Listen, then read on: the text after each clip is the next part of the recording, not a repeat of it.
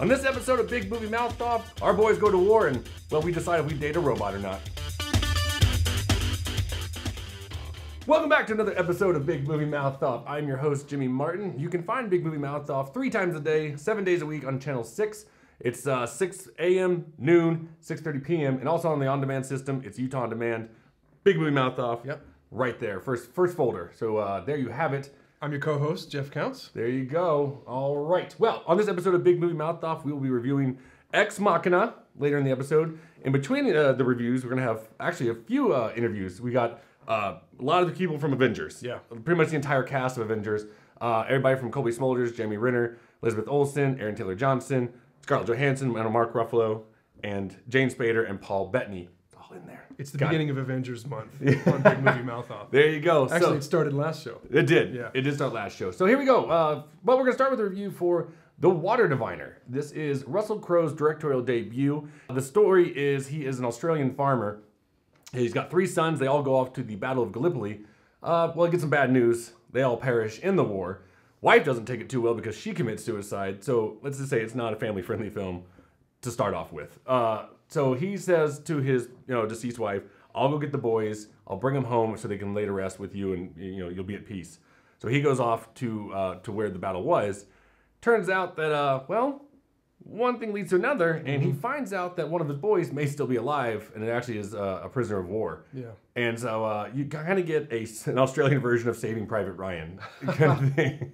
Way smaller budget though. Oh, for sure. Yeah, this is not Steven Spielberg's war pick. No. But in there you get there's a love story. Yeah. He befriends a small child who is the. It's got the cute kid thing. Yeah, you get that. Jai Courtney shows up as one of the officers in charge who, first off, kind of doesn't really want Russell Crowe around. Yeah. But his guys are there setting up the war memorials and cemeteries. Yep. 4 years after the battle. And we're talking thousands of people that have perished in this war. So he's like, you're wasting your time coming out here, you know. But he's got letters and documents, and he kind of can locate where his boys are, where the bodies are. Yeah, we should come back to that part. That's that little bit of mystical part. Yeah, I'm not really sure about that. That's how he finds the water. That's why, because he's the water diviner. He's also the body diviner. But he's apparently also a corpse diviner. Yeah, because he finds the exact spot where his 2 sons died, and they don't really ever say why. Explain how he did that. And somebody says, "How'd you do that?" And he doesn't answer, and then everyone lets it go. It's because it's the power of a father's love. I guess. I don't know how he did it. I don't either. I don't either. But he finds the exact spot. Yeah. So, getting into about his directing. Yeah. Because that's kind of where I'm focusing a lot on this film, because you got a first-time director, and I actually we saw in the interview last week. I asked him. I said, you've done music videos and documentaries. Did those prepare you for this? He's like, well, I've been in front of in front of the camera since I was 6. Yeah. I will say that he does a really good job. Yeah.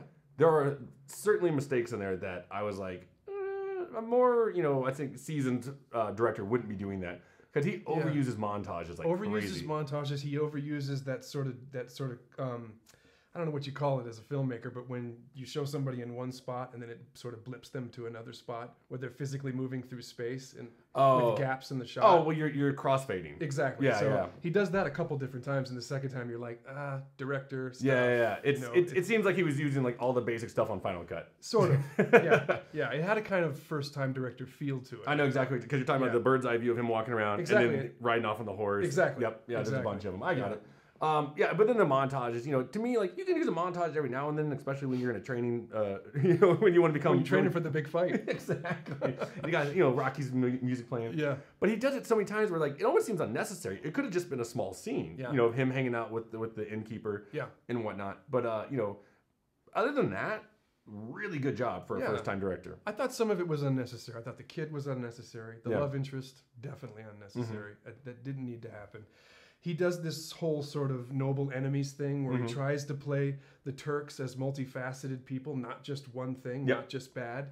And I appreciated that, actually, because if you've read about Gallipoli, you know that the Anzac soldiers, which are the Australian, New Zealand Army Corps soldiers, of which his sons were a part, and the Turks respected each other a lot. Sure. They fought to a stalemate for over a year and had a lot of respect for one another. So he gave the Turks their due as humans, but then he played the British and the Greeks really one-dimensionally. Yeah. They were just sort of dopey or bad or both. Yeah. There was something I saw, at least with the filmmaking aspect wise. a lot of it felt like I wouldn't say a cheap digital camera, but it just felt like almost like a home video like that. But then some scenes are gorgeous, and it looked like it was shot like on a Hollywood set. He's got a great eye. There's no question he's got a great eye, but he didn't have a huge budget. Sure. The battle scenes are on a very small scale. Kept very tight. Very tight. The one thing that I think he did better than any film I've seen so far was capture the sounds of No Man's Land after a battle. Oh, dude, it is awful. uncomfortable. That was awful it's one of his sons. They show one of his sons passing away, and it's just groaning. Yeah. And I said in theory, you feel like almost you want to walk. not that it's bad, but you want to walk out because you're like, I don't want to hear this, But he pulls back that's at one war, point, man. and you hear all the groans. Yeah. I have never seen it depicted quite that well. Yeah, no, that was well done. That was really well done. So I'm about the 3-star area. Yeah, I would give it 3. Yeah, yeah. I was at 2.5, and then I'm sitting here. I'm like, no, I think it's better than that. I think it's a 3-star movie. It's a great story. It's an important story, and he tells it well. There's too many convenient little plot points. Sure. It's got a first director feel to it, but I'm anxious to see what he does next. Yeah, no, I think he should definitely keep it up. Yeah. So there you have it for the Water Diviner. Stay tuned because you're about to see 4 different interviews from the cast of Avengers, and then we'll talk about Ex Machina. It's all coming up next.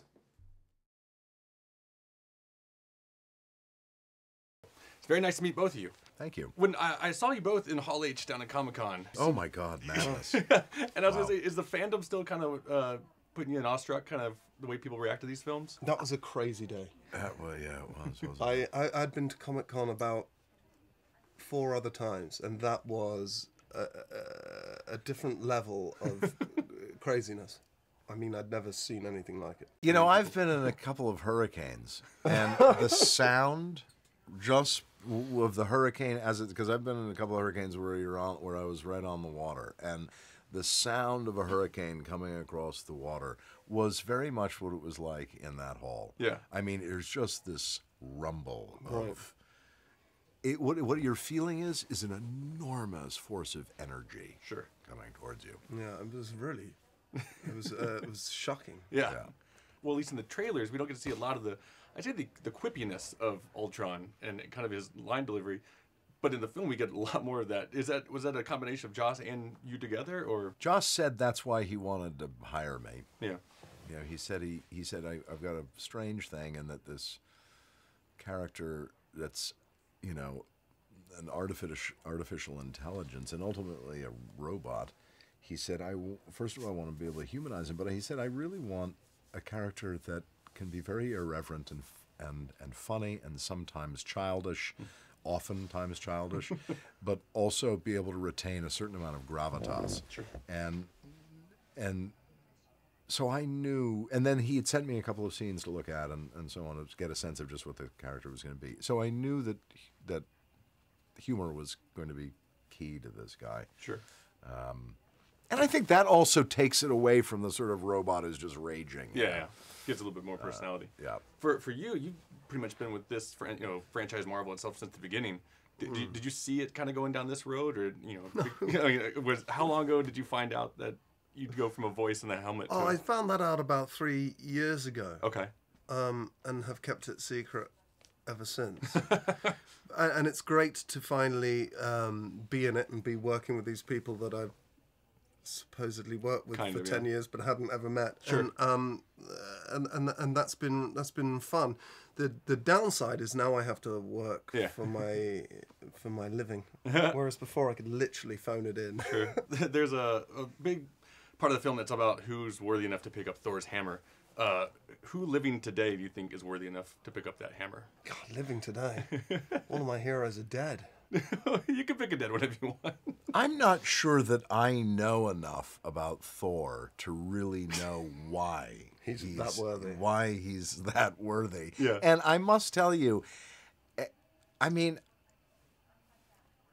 I look at this world through Ultron's prism. Mm-hmm. And so I'm not so sure I'm the right person to ask about that, because any of the Avengers' worthiness is in question in terms of Ultron. Sure. What's your go-to karaoke song? I'm happy to say I have never once participated in karaoke. Really? Shocking. I don't karaoke either. Really? No, but I play guitar, and my kids play guitars, and we have a whole band room. So we don't I have no need for karaoke. Cool. I have an entire band that I've In your bred. living room. Cool. All right. It's nice to meet both of you. Nice to meet you.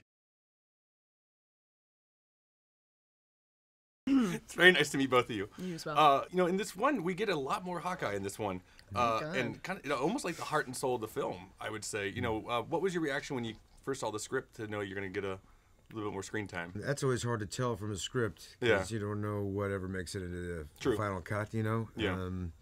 There was so much going on in the script. I was still confused by a lot of things. It was a very dense, complicated script. You know, I don't have a comic book world mind. Sure.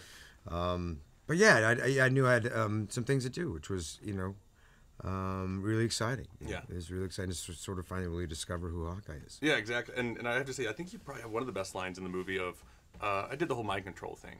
That one. Yeah. I have to ask, who came up with that line? That was Joss. Was that Joss one? I think that was a Joss one. Yeah. All right. Who do you think between the both of you, between Maria and Clint, who's the better secret keeper? I think women are much better at those things.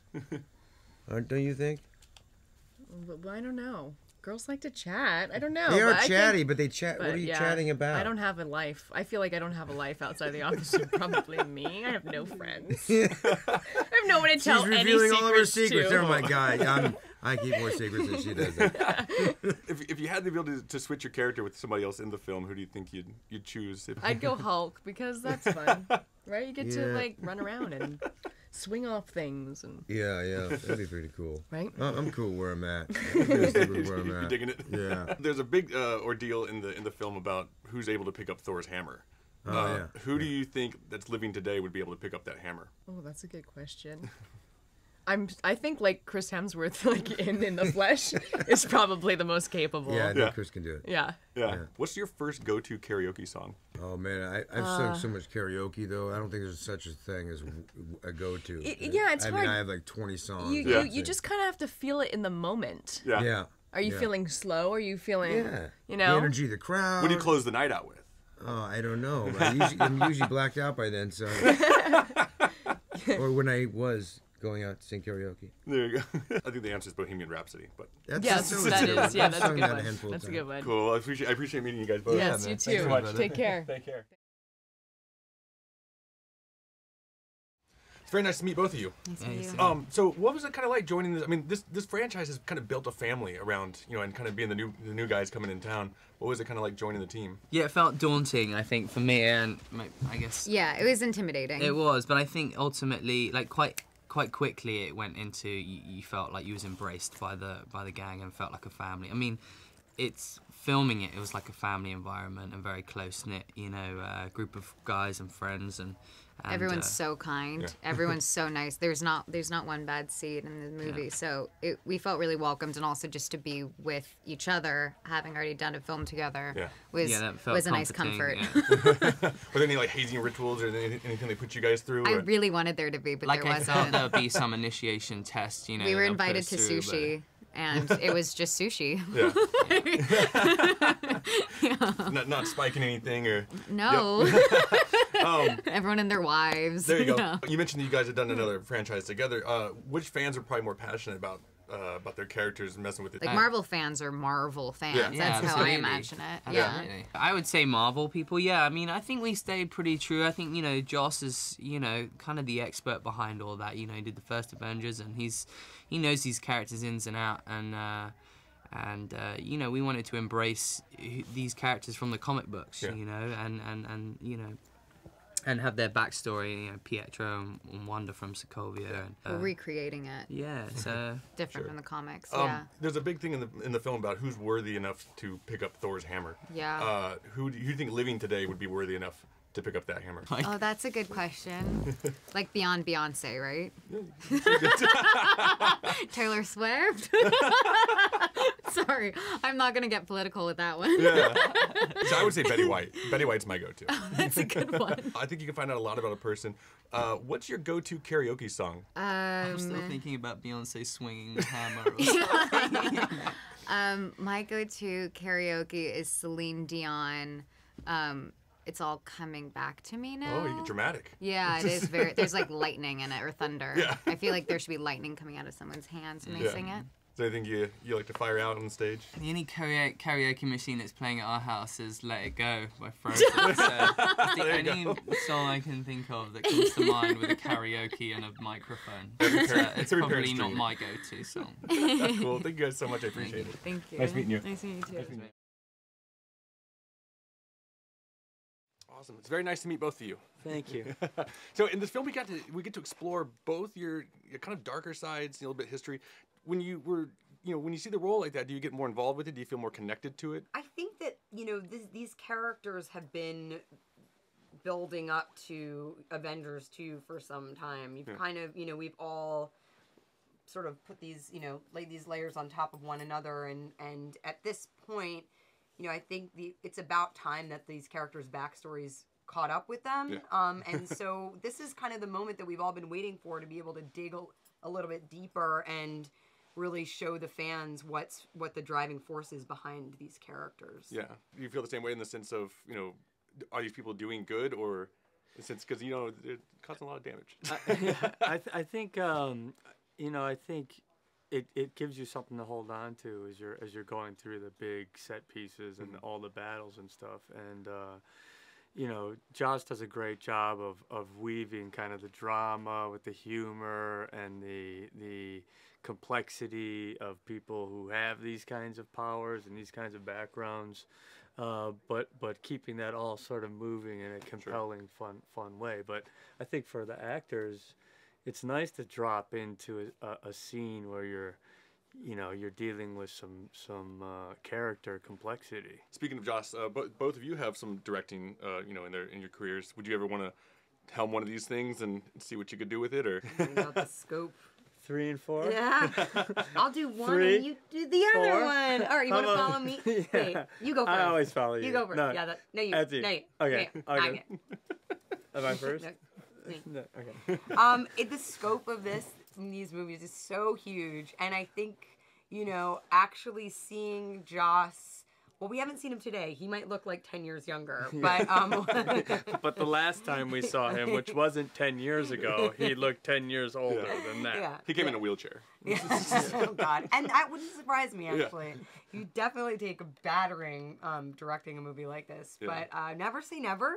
Mm-hmm. I mean, at some point, life is, you hope that your career is going to be a long and never know where it may find you. Sure. And prosperous. Prosperous, yes. The film also deals with who's worthy of picking up Thor's hammer. Who do you think living today is worthy of picking up that hammer? Elizabeth Warren? Elizabeth Warren. I love you that you did that. That's amazing. Elizabeth Warren can totally pick up the hammer. Pick up the hammer, Liz. Please pick up the hammer. She has to do it. And then lastly, what is your go-to karaoke song? Oh, New York State of Mind. Ooh, good probably. one. Oh, I love that. That's good. That's pretty good. I love the karaoke. I'm not a big karaoke person. Oh, but come on. If you had to? If I had to, it would probably be Blister in the Sun by the Violent Femmes. Nice. Because you just scream it drunkenly? Yes. Isn't that what karaoke is? Cool. Thank you. It's a pleasure to meet both of you. That's the English translation.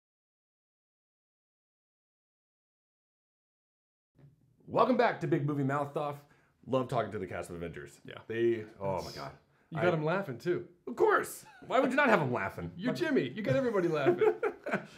So they were great. We'll review Avengers next week because it comes out then. But now we're going to review the latest in the sci-fi, I'd say kind of thriller genre. Yeah. Ex Machina.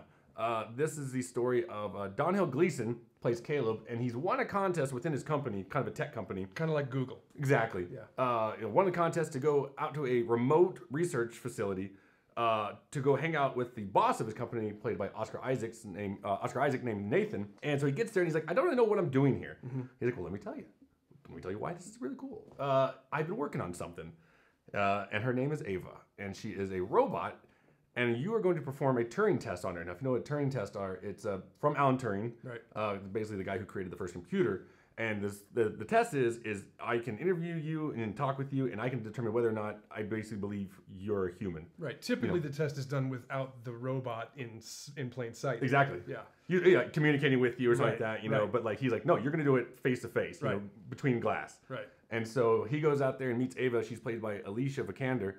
And that's kind of the movie is divided up by the sessions. It's kind of cool, like session 1, session 2. Yeah. And through these interactions, you know, he's getting to know her, like they get to know each other, and like, you know, and you're like, wow. And what's cool about Ava is that, well, she has a, you know, human face and whatnot. Like on her torso, it's all like robotics and machines and stuff like that. And her legs, you can kind of see the parts and stuff. Her hands and feet and face are human. The rest is clockwork. Yep. It's great special effects. It's fantastic, you know, visually. Yeah. And but also, you're sitting here thinking like, how would he ever think that it's not a robot? Right. When it's right in front of him. Right. But no, does he start falling for it? You know. And so what's great about while they're interacting, like there'll be like power surges and like, you know, lights go off, red light, emergency lights come on, and when that's happening, Oscar Isaac can't watch them. Right. And then she starts saying like, don't trust him. Yeah. He's not your friend. Yeah, like that, you know? And then you're like, oh, like. That's when you start to doubt the whole premise. Well, then you're like, who's telling the truth? Like, is he a liar? Is she a liar? What's going on? Why am I here? Like that. And so as a viewer, you're sitting there going, I don't know what's going on. You know? And the lights come back on and she goes right back and like, oh, it's very nice to meet you. And you're like, oh. It's just, it's a chess play. It is. And who's playing who, and it's fun. The pacing is brilliant. Yeah. The way he juxtaposes scenes of the incredible remoteness of the outdoors with the really sterile, modern, expensive interior of like the an Apple place. store. Yeah, but he lives there. Yeah. So the juxtaposition of those two scenes, the score is great. The tone is just spot on. The dialogue, not only between Gleason and Vikander, but Oscar Isaac and Gleason are fantastic. And Oscar Isaac kills it. And he's a drunk. He's a full-on alcoholic drunk. And just the things that come out of his mouth, you know, like that, you know, and then they see, you know, all of a sudden monitors will come on, and then Gleason will see Oscar treating Ava like crap, and he's like, "Why are you doing that?" You know, and so I will say it has one of the greatest dance scenes I've seen probably since Saturday Night Fever. It does, totally unexpected, and everybody in the theater laughed. Oh, it's amazing, you know, and it almost like doesn't even fit with the movie, but that's what makes this movie so good. There's tons of that stuff in it. Yeah, but I mean, shocking little moments like that. I remember us talking about a movie last year, way before awards season, that was asking big questions that really blew us away. That we were wondering, gosh, this is going to be hard to beat. Why did they do it so early? That was Interstellar. Yeah. This movie is this year's Interstellar for me.